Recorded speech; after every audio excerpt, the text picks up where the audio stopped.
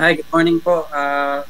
Bombo Radio, magandang umaga po sa inyong lahat. Maraming salamat po sa inyong imbitasyon po at makapanayam po sa inyong programa dito sa probinsya ng Benguet na pang 32 po na province na aking pinuntahan po. Mhm. Saan ka po sa ngayon, sir? And kumusta? Kumusta ka sa ngayon?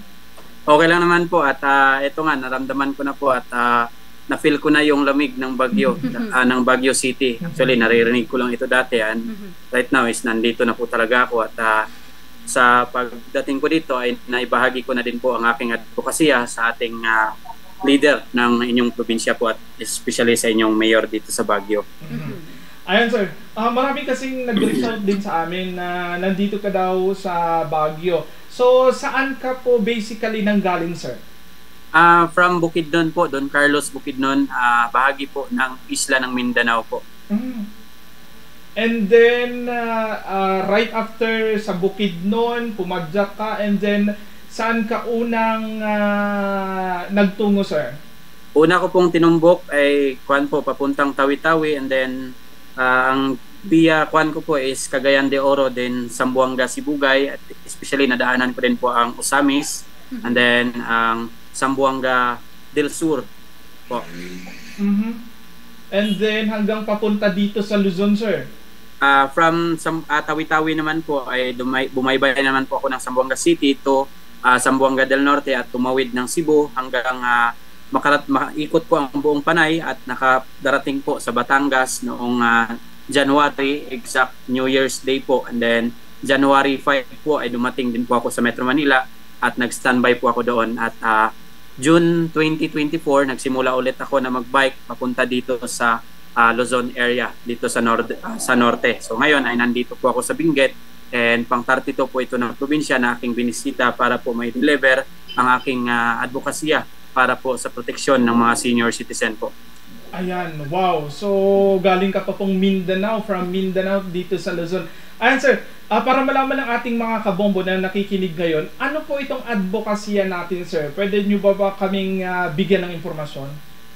Sa akin po, bilang isang parte po na apo at isa po ako nakasaksi kasi sa naranasan na pang-aabuso sa sarili ko pong lola, kaya po pinanindigan ko po at ipinaglalaban ko po ngayon yung karapatan ng mga matatandang Pilipino at ito pong Anti-Elderly Abuse Act o yung sa katagapon tema ng aking paglalakbay, Voluntary Initiative Sacrifice Travel Effort for the Passage of Anti-Elderly Abuse Act. So this is my initiative po para po makuha yung atensyon ng mga lawmakers na sana po sa batas nila ang panukalang ito.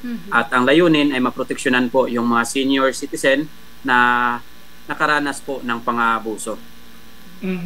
So, meaning, tama po ba? Confirm ko lang, nakaranas ka po ng pang-aabuso, tama po ba? Sa sarili ko pong side ng lola ko po, personal lola ko po na naabuso po ng personal family niya po. So, hindi bilang apo po, ako lang po kasi yung kasama ng lola ko po sa bahay. So, medyo na-realize ko po na sobra na at mali na yung ginagawa ng mga tiyahin ko. Kaya gumawa po ako ng initiative na pumunta po ng Maynila. Kaya lang, yun nga, mahirap po kasi na pumunta ng Maynila tapos wala akong daladalang sandata at mga ebidensya. So, nag-take na lang po ako ng risk na i-sacrifice yung sarili ko na suportahan itong panukalang ito. Kasi kung babalik naman din po ako ng Mindanao at doon po yan ipaglalaban, ay parang ipapasa-pasa pa rin po ako kasi wala pa po ngang matibay na batas para po sa magpoproteksyon sa senior citizen. Kaya po itong ginagawa ko ngayon is hinihikayat ko po ang lahat ng mga kapunungan, mga sangguniang bayan sa pamumuno ng provincial executive from the governor then the mayor. So nag-create po ako ng initiative courtesy picture with them para po maging isang documentary record po sa aking paglalakbay at in the way, magiging suporta po yon sa aking paglalakbay at sa panukalang batas na sinusuportahan ko po. So basically, sir, dito ka humugot ng lakas para sa iyong panawagan itong pang-abuso ng lola mo. Yes po, actually yung lola ko po is she is a victim, survivor ng elder abuse. So I'm so very thankful na kahit sa ganong paraan na nahimik man siya pero ipinagkatiwala niya po sa akin at pinasbasan niya po ako na pumunta sa Maynila para ilahad yung kanyang karanasan sa pang-aabuso na personal niyang naranasan sa kanyang katandaan. At I'm sorry to say na wala na po siya, kaya ipinagpapatuloy pa rin po yung nasimulan ko na advokasya para nang sa ganon ay wala na pong mga senior citizen na makaranas pa ng pang-aabuso na naranasan niya po. Yes sir, our condolences po sa pagkawalan ng lola po ninyo. Thank you Yes. po. So Yes, sa ngayon po is nandito pa rin po ako sa Baguio City dahil yun nga sa kasagsagan ng bagyo Typhoon Christine ay dito po ako namalagi sa Igorotson Kingdom kasi sila po yung nag-initiative po na mapadali po at mapaaga yung dating ko dito sa Baguio dahil sa camper po nila ako na daanan po at kinarga po sa kanilang truck. Yes, sir. By the way, sir, anong year po kayo nag-start na pumadyak para dito sa advocacy ninyong ito, sir?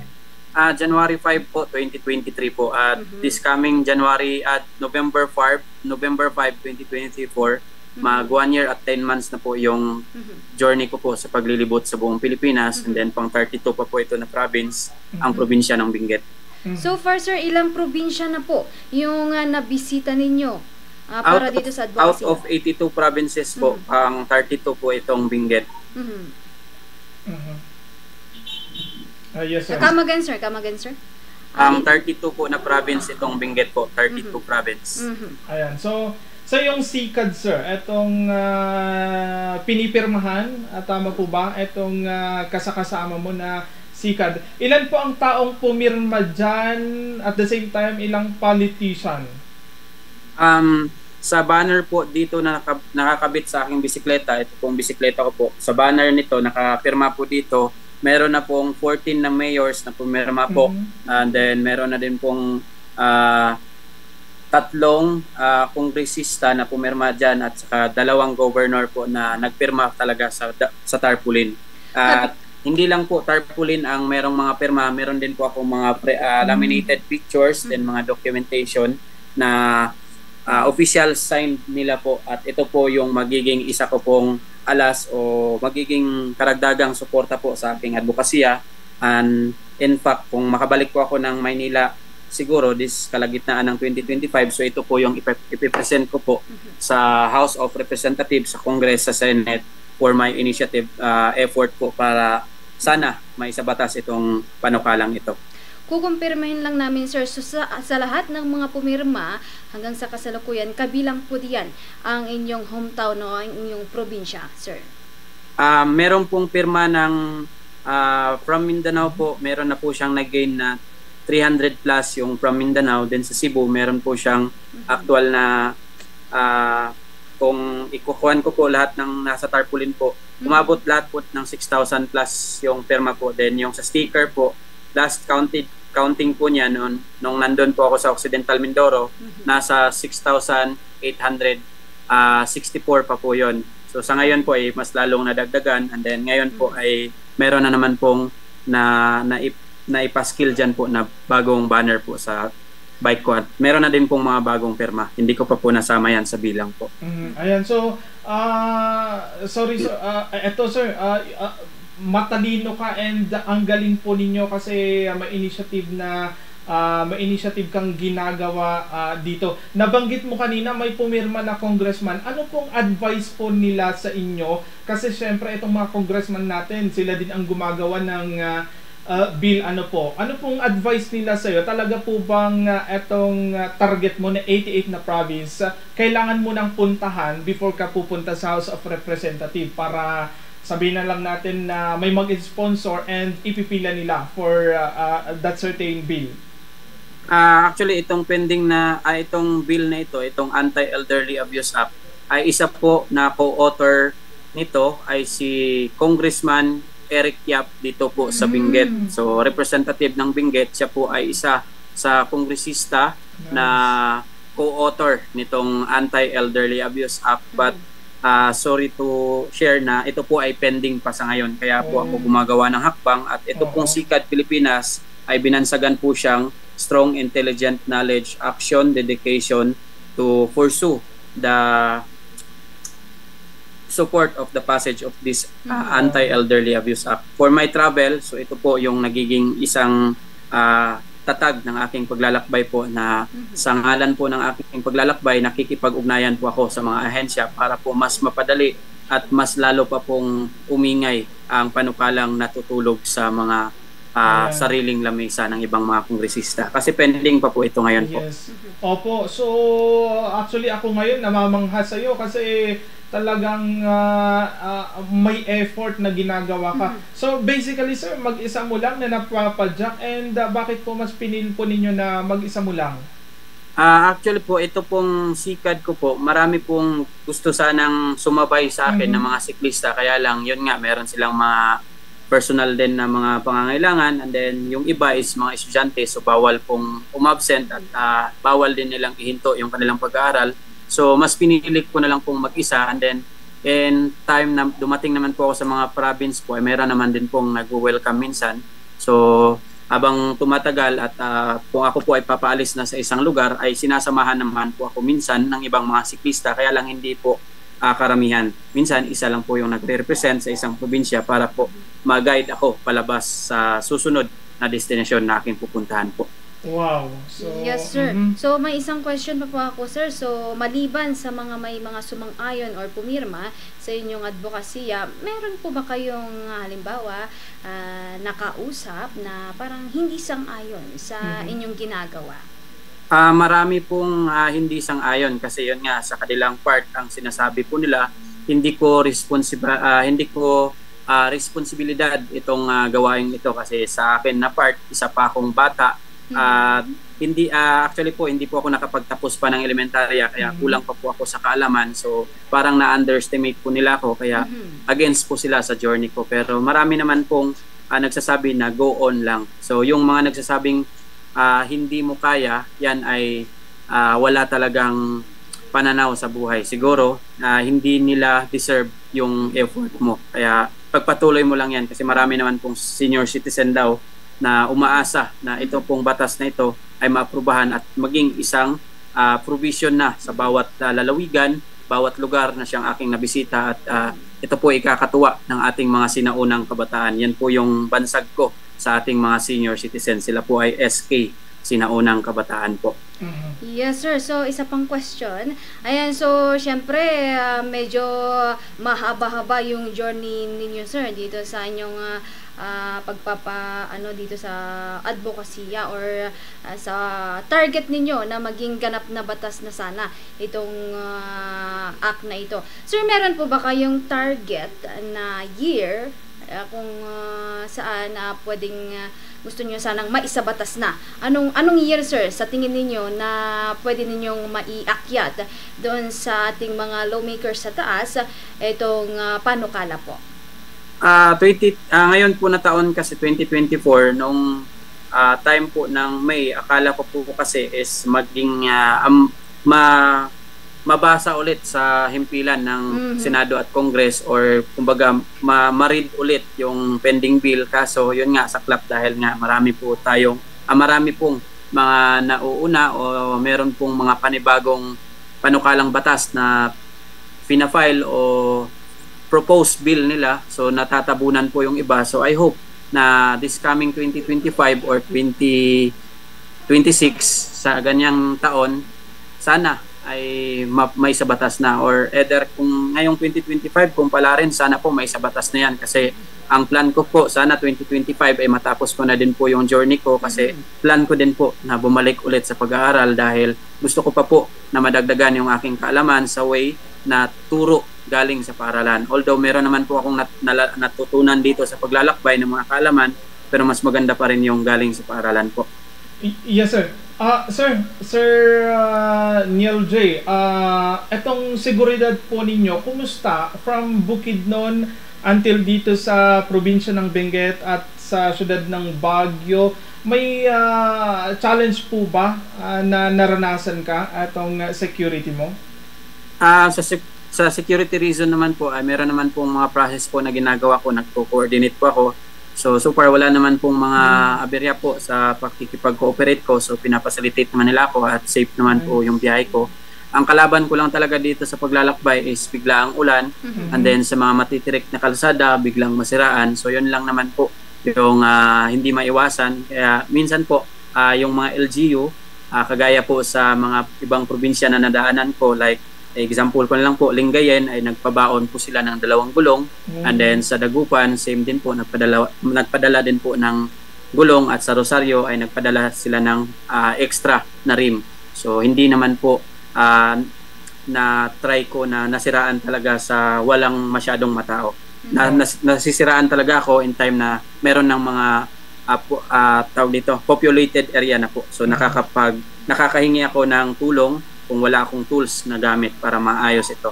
At safe naman din po sa pamamaraan ng aking pakikipag-cooperate. So tinatawag po sa ibang mga brigade na may assist yung aking journey, at sa mga ibang mga barangay na malapit sa mga lugar na aking tatahakin at madadaanan po ng SICAD po. Yes, sir. How was the experience dito sa siyudad ng Baguio, sir? Kumusta, sir?